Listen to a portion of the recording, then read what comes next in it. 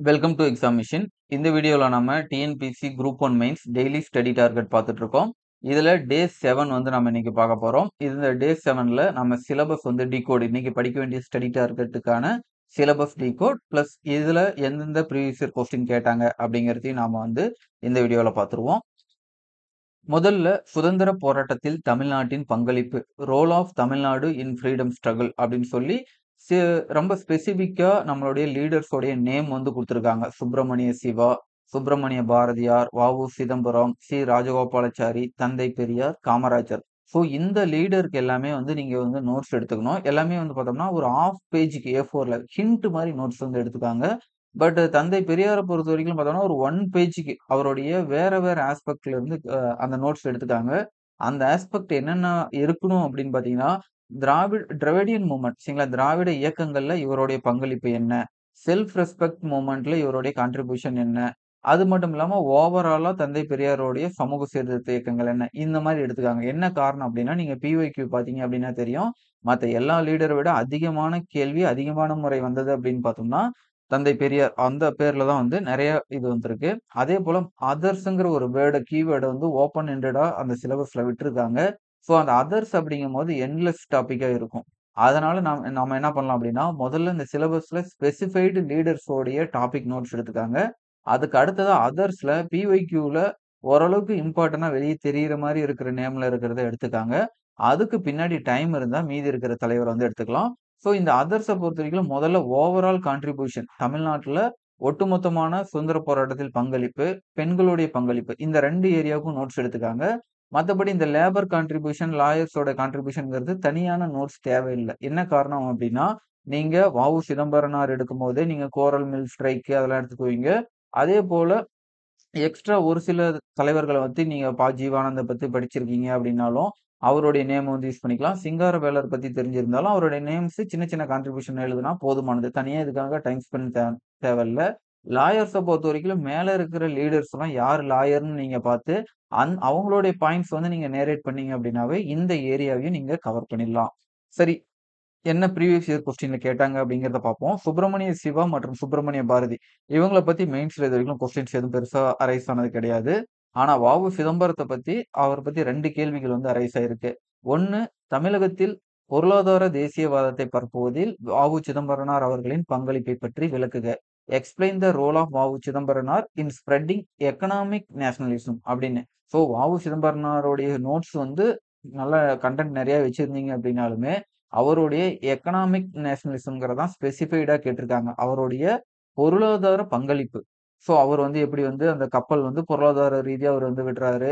அதே போல வந்து பொருளாதார ரீதியா அவர் வந்து பார்த்தீங்கன்னா, தொழிலாளர்களுக்காக போராடுறாரு. ஸோ இந்த மாரி ஆஸ்பெக்ட்ல இந்த ஆன்ஸர் வந்து நீங்க டெலிவரி பண்ணலாம்.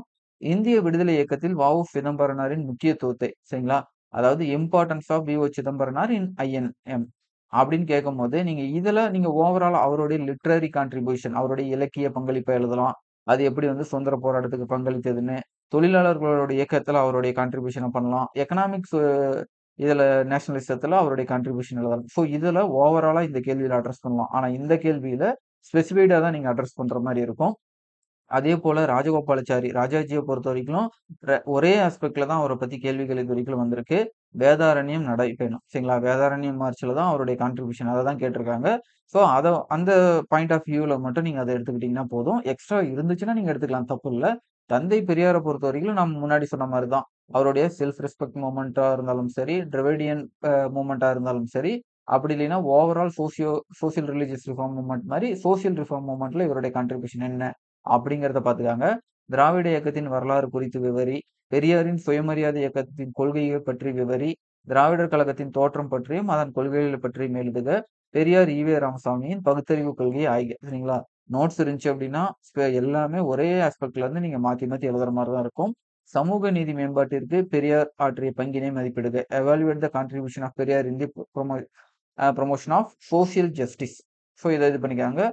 Mention the objectives of Dravida Kazhagam. சரிங்களா? திராவிட கழகத்தினுடைய குறிக்கோள்கள். இந்த மாரி ரொம்ப ஸ்பெசிஃபைடா கேட்டாலுமே நீங்க எழுதுற மாரி ரெடி பண்ணிக்கங்க. அதேபோல திராவிட நாடு குறித்து. ஸோ எல்லாமே பார்த்தீங்க அப்படின்னா, ஏன் கொஞ்சம் பெரிய நோட்ஸா இருக்கணும் அப்படின்னம்னா, அவருடைய வேற வேற லைஃப் ஸ்டைல் பத்தி அந்த கொஸ்டின்ஸும் இருக்கு. அதேபோல அவருடைய பத்திரிகைகள் என்ன இது வந்து பார்த்தோம்னா 3 மார்க் கொஸ்டின்ல 11ல கேட்டிருப்பாங்க. ஸோ நமக்கு வந்து என்னன்னா, அவருடைய ஓவரால் ஜர்னல்ல என்ன கான்ட்ரிபியூஷன் பண்ணாரு அப்படின்னு கேட்கும்போது, நீங்க அந்த ஜர்னலுடைய நேம் ஆர்டரா எழுதி, அதில அவர் என்ன வந்து புதுசா கொண்டு வந்தாரு, அது எதுக்காக ஆரம்பிச்சாருன்னு எழுதுனீங்கனாவே, அந்த மாரி கேள்விகள் கேட்டாங்கன்னா, உங்களால வந்து மார்க் பண்ண முடியும். அடுத்ததா write a brief note on E V Ramasamy. So இந்த மாரி ஓவர்வியூ கொஸ்டின்ஸும் வந்து கேட்பாங்க. காமராஜர பொறுத்தவரைக்கும், ராஜாஜிக்கு எப்படி வந்து ஒரே ஆஸ்பெக்ட்ல தான் கேட்கறாங்களோ, காமராஜருக்கும் எஜுகேஷனல் ஆஸ்பெக்ட்ல மட்டும் தான் கொஸ்டின்ஸ் வந்திருக்கு. ஆனா, நீங்க பிரிப்பேர் பண்ணும்பொழுது, நீங்க 2 ஆஸ்பெக்ட்ல பண்ணுங்க. ஒண்ணு before independence and after independence. என்ன காரணம் அப்படின்னா, இவர் எப்படி வந்து சுதந்திரத்துக்கு பின்னாடி முதலமைச்சர் ஆன பின்னாடி நெறைய கான்ட்ரிபியூஷன் பண்ணாரோ, அதே போல சுதந்திரத்துக்கு முன்னாடி இவருடைய கான்ட்ரிபியூஷன் நெறைய இருக்கும். நான் கோஆப்பரேஷன் மூவ்மெண்ட்டா இருக்கட்டும், சிவில் டிசோபீடியன்ட் மூவ்மெண்ட்டா இருக்கட்டும், குவிட் இண்டியா மூவ்மெண்ட்டா இருக்கட்டும். ஏன்னா, ராஜாஜிலாம் குவிட் இண்டியா மூவ்மெண்ட்ல இருக்க மாட்டாரு. ஆனா காமராஜர் இருப்பாரு. ஸோ அதனாலேயே இதோட இம்பார்ட்டன்ட் இருக்கு. போஸ்ட் இண்டிபெண்டன்ஸ்லயும் அவருடைய எஜுகேஷனல் ரிஃபார்ம் தான் கேட்டிருக்காங்க அப்படின்னா கூட, கூடவே அவருடைய இன்ஃப்ராஸ்ட்ரக்சர் மாடர்ன் தமிழ்நாட்டுக்கு அவருடைய கான்ட்ரிபியூஷன் என்ன? அப்படிங்கிற முக்கியமான அணைகள், அதேபோல முக்கியமான பெரிய பெரிய தொழிற்சாலைகள், அவருடைய காலகட்டத்தில என்ன அமைப்புகள்லாம் வந்து கொண்டு வந்தாங்க? தொழில் முன்னேற்றத்துக்கான அமைப்பு. அந்த ஆஸ்பெக்ட்ல கொஞ்சம் ரெடி பண்ணிக்கங்க. ஏன்னா காமராஜர பத்தி கொஸ்டின் வந்து நம்ம எக்ஸ்பெக்ட் பண்ணலாம். ஏன்னா மத்த தலைவர்கள் பத்தி ரொம்ப அதிகமான கேள்விகள் இதுவரைக்கும் கேட்டிருக்காங்க. காமராஜர் பத்தி ரொம்ப ரொம்ப லிமிட் பண்ணி, அதுவும் 11ல கேட்டதோட சரி. ஸோ அதனால நீங்க இத கொஞ்சம் எம்பசைஸ் பண்ணுங்க. சுதந்திர போராட்டத்தில் தமிழகத்தின் பங்களிப்பு. இந்த கேள்விக்கெல்லாம் நீங்க தனியான ஆன்ஸர் ரெடி பண்ணணும்னு அவசியம் கிடையாது. மேல அந்த தலைவர்கள் எல்லார பத்தியும் எழுதுறீங்க அப்படின்னா, அத எடுத்து ஹின்ட்டா இருக்கிறத கொஞ்சம் எடுத்து எடுத்து நீங்க எல்லார பத்தியும் ரொம்ப இம்பார்ட்டன்ட் பாயிண்ட்ட மட்டும் எழுதுனீங்கன்னா, அதான் இதுக்கான ஆன்ஸர். விடுதலை போராட்டத்தில் மெட்ராஸ் மகாஜன சபா. ஸோ இந்த இடத்துல நீங்க நோட் பண்ண வேண்டியது, மெட்ராஸ் நேட்டிவ் அசோசியேஷன், மெட்ராஸ் மகாஜன சபா இவங்க 2 பேத்த பத்தி ஒரு ஷார்ட் நோட்ஸ் ஆஃப் பேஜுக்கு மட்டும் எடுத்து வச்சுக்கங்க. ஏன்னா சிலபஸ்ல வந்து மென்ஷன் பெருசா வந்து அந்த நேம் மென்ஷன் பண்ணலனாலுமே கேள்விகள் வந்து ஒரு சில இடத்துல அரைஸ் ஆகுது. காந்திய காலகட்டத்தில் சுதந்திர போராட்டத்தில் தமிழக பெண்கள் சரிங்களா? தமிழ்நாட்டுல ஸ்பெசிஃபிக்கா உமன் ரிலேட்டடான கொஸ்டின்ஸும் வந்து கேட்டிருக்காங்க.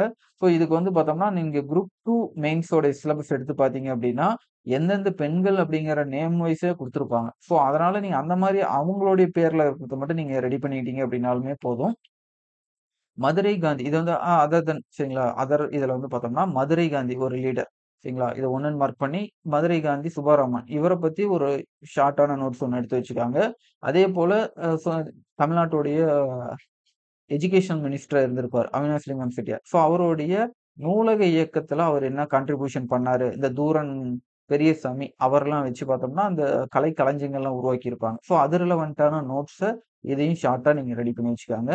விடுதலை போராட்டத்தில் தமிழ்நாட்டு பெண்களை முன்னாடி கேட்ட அதே தான். சரிங்களா? அந்த பெண்கள் யார் யார் அப்படிங்கிறத அம்புஜித்தம்மாள், இந்த மாரி யார் யாரெல்லாம் பெண்களுடைய பேர் அஞ்சலை அம்மாள்லாம் வராங்களோ, அவங்களுடைய நேம் போட்டு போட்டு ரொம்ப ஷார்ட்டா அ அம்புஜித்தம்மாள், அஞ்சலை அம்மாள் இவங்கலாம் கொஞ்சம் பாயிண்ட் வரும். ஒரு 4, 5 பாயிண்ட் வரும். இன்னும் பின்னாடி வர வுமன் லீடருக்கு பாயிண்ட் கம்மியா தான் இருக்கும்.